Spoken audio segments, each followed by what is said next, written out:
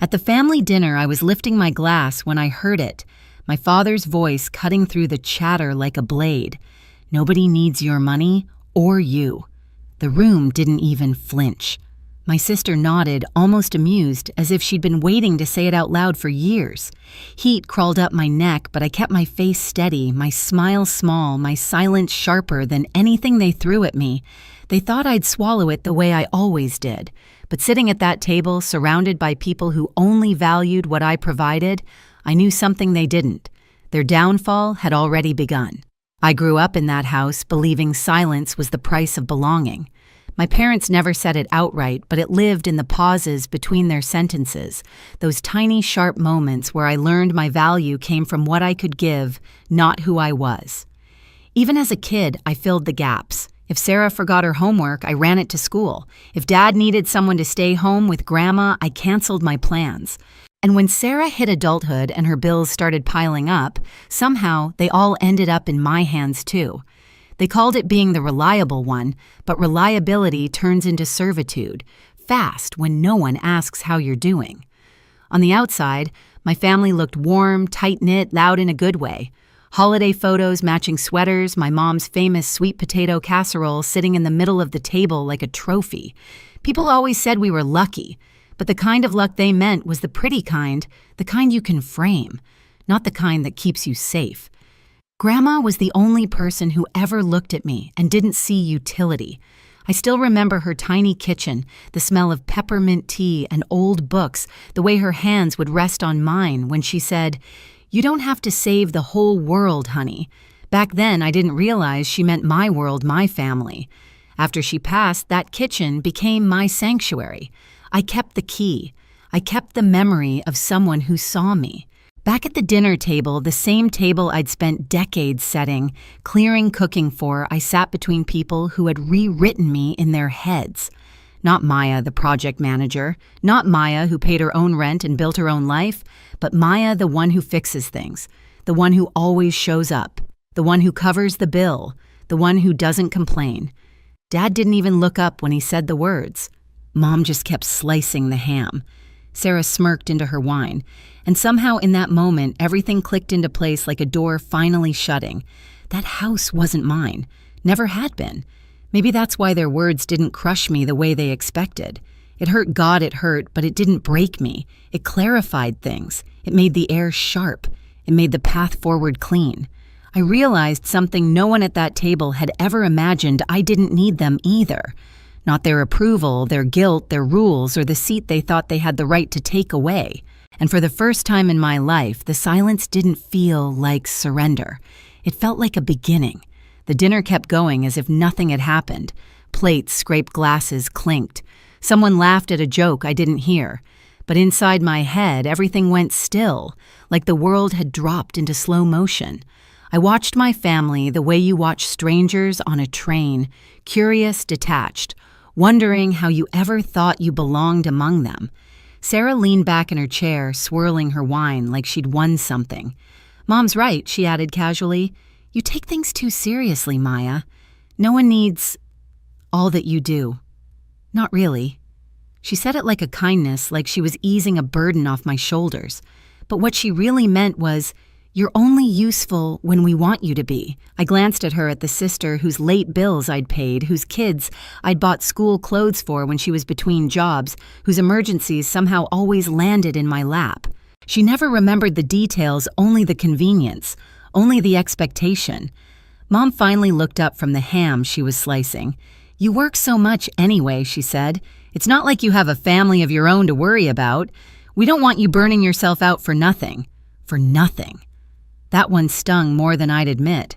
As if every hour I spent climbing my career, every quiet effort to build a life by myself, was worthless because it wasn't serving them.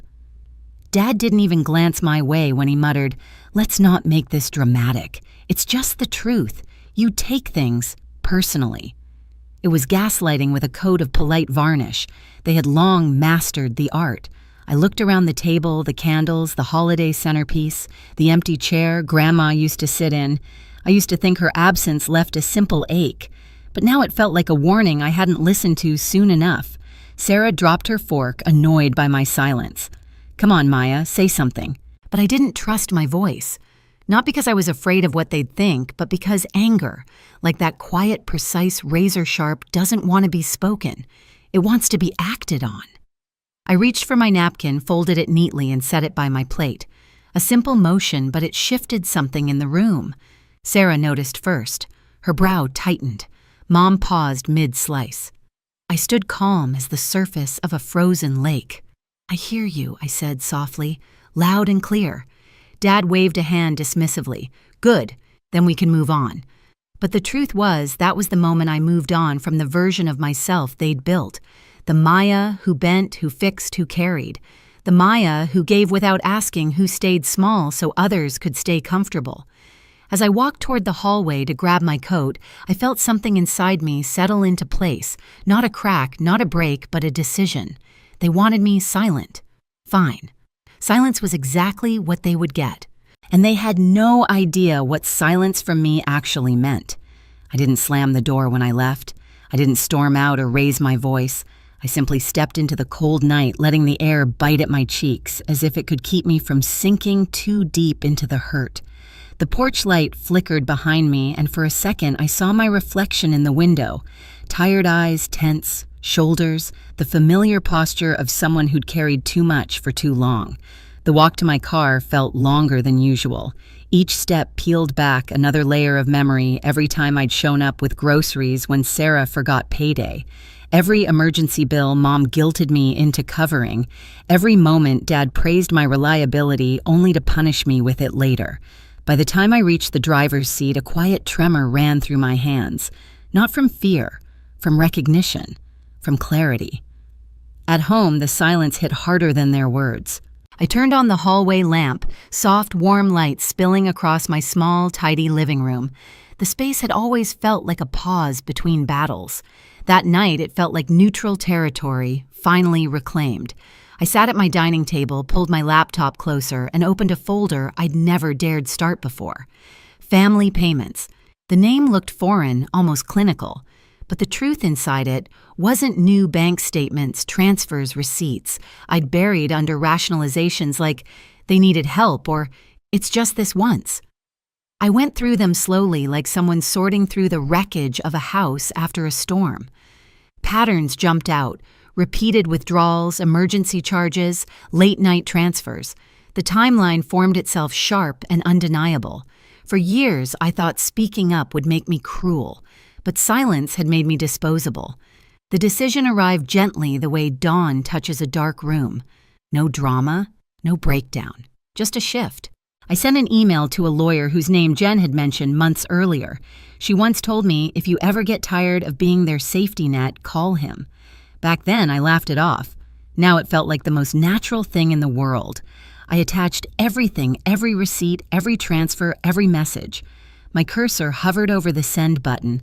I breathed once steady, click. The file left my inbox quiet and final. They wanted a silent Maya. They were getting one. Just not the version they expected. The reply from the lawyer came faster than I expected. "I've reviewed what you sent," he wrote. "This isn't just family help. It's a pattern of financial exploitation. If you're ready, we can move forward. Ready." I stared at that word. Then I saw Dad's bored face in my mind, heard Mom say, "No one needed me." Saw Sarah smirking into her wine. I typed back one sentence. "I'm ready." The days that followed were different. I wasn't patching holes in someone else's boat. I was building a case. I met the lawyer in a small office downtown. He listened while I laid everything out from the first borrowed payment to the night they told me I wasn't needed. He asked questions, dates, amounts, exact phrases from their texts. "You understand," he said once we file this stops being private. It becomes a legal matter.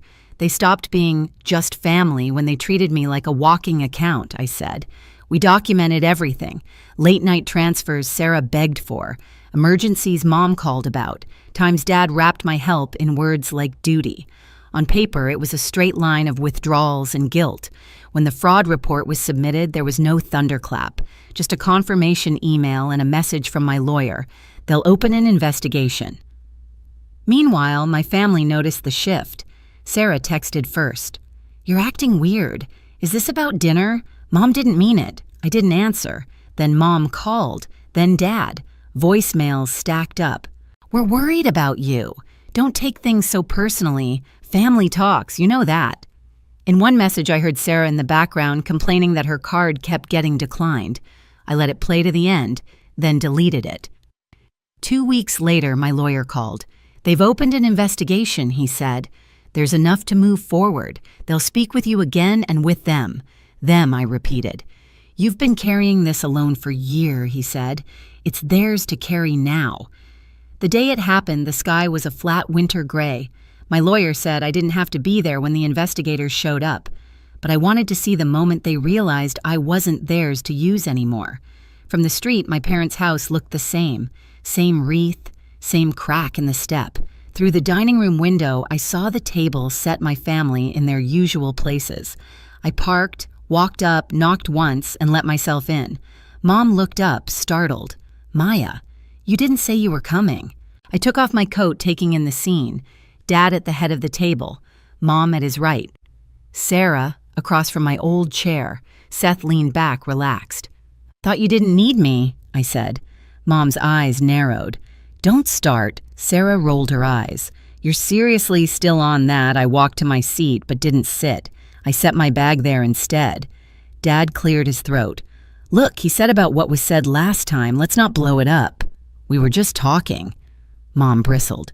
"I was just being honest. That's one word for it," I said. Seth snorted. "We said we don't need your money. Take the hint." I looked from him to Sarah. "Funny," I said, quietly. "Some people are very interested in where my money went." Sarah's laugh cut off. "What's that supposed to mean?" Before I answered, there was a sharp knock at the front door. 3 hard, measured hits that rattled the frame. The sound froze the room. Dad frowned. "Who is that?" "You should get that," I said. He pushed his chair back and went to the door. He opened it and stopped. "Good evening, sir," a man said. "Financial Crimes Unit. We're looking for Sarah and Seth Miller and Thomas and Elaine Carver." Silence dropped over the house. Mom stood up. "There has to be some mistake," she said. 2 investigators stepped inside, badges visible. One held a tablet, the other a folder I recognized from the copies my lawyer had shown me. "There's no mistake," the woman said. "We're here regarding an investigation into alleged financial fraud and exploitation. We'd like to ask you some questions." Sarah's chair screeched back. "Maya," she hissed, "what did you do?" For the first time in a long time, I didn't shrink. I stayed silent, I said. "Then I started doing things you never expected." Seth stepped forward, face red. "You called the cops on your own family over a few transfers." The male investigator looked at him. "We're talking about years of unauthorized withdrawals and coerced payments. That's not a few transfers." "Please sit down, sir." Dad tried to pull himself together. "This is a misunderstanding. Any money moved around was family business." "Family business doesn't override the law," the woman replied. "You'll each have the chance to explain. For now, we need you to remain while we ask some questions." Mom turned to me, eyes wet. "Maya, tell them this isn't what it looks like." I met her gaze. "You told me nobody needed my money or me," I said quietly.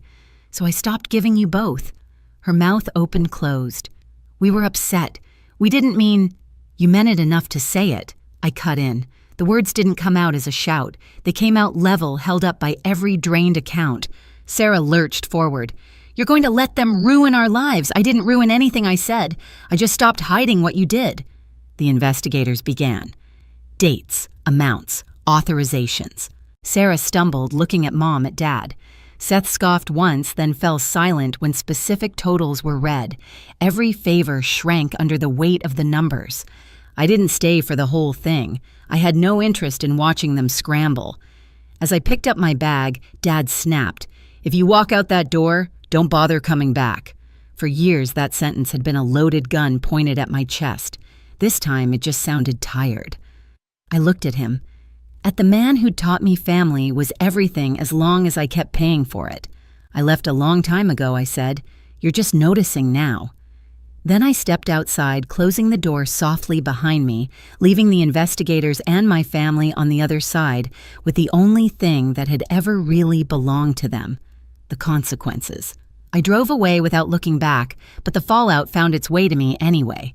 3 days later, Sarah's number flashed across my screen over and over until it finally stopped. Then came a text from an unknown number, Seth. They froze my accounts. I might get suspended. Fix this. I didn't reply. A week after that, Mom sent a long email layered with guilt and half apologies. We didn't understand how serious this was, she wrote. Your father is devastated. Please talk to us. The same man who told me nobody needed me was now begging for a conversation. Funny how quickly roles reverse when the money stops. Dad never reached out directly, but Jen did. 2 sentences. They're panicking. You did the right thing. Kelly sent a longer message thanking me for exposing what she'd seen, signs of for years. You were brave enough for all of us, she wrote. And somewhere between their unraveling and my quiet days alone, something shifted. I found a small apartment 2 states away, close to work, close to peace. No tense dinners, no sudden emergencies, no guilt disguised as love. For the first time in my life, the silence around me didn't feel like absence. It felt like freedom. Some nights I sit by my window with the lamp on low, watching the city move without me.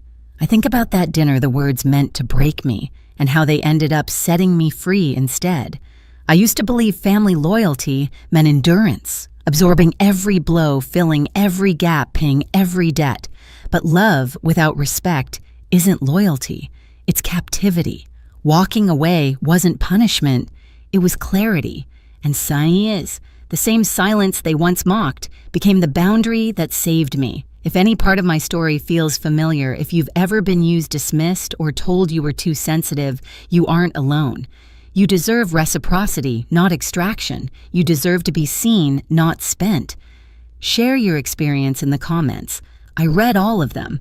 And if you want more stories like this, hit subscribe so you won't miss what comes next.